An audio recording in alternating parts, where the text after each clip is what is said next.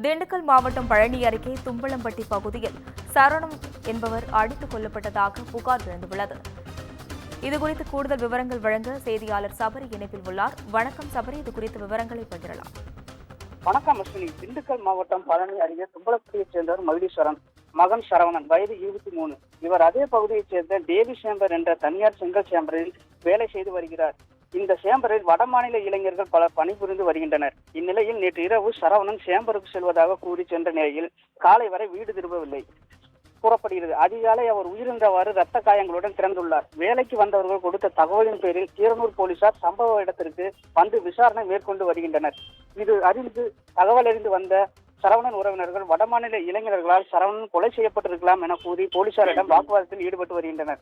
சரவணன் உடலை போலீசார் மீட்டு விடாமல் தடுத்து நிறுத்தி சாலை மறியல் போராட்டத்தில் ஈடுபட்டு வருகின்றனர். இது குறித்து உறவினரிடம் டிஎஸ்பி தனஞ்சயன் தலைமையில் போலீசார் பேச்சுவார்த்தையில் ஈடுபட்டு வருகின்றனர்.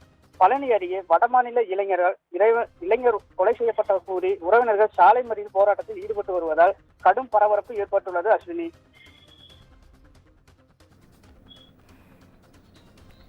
விவரங்களுக்கு நன்றி சபரி.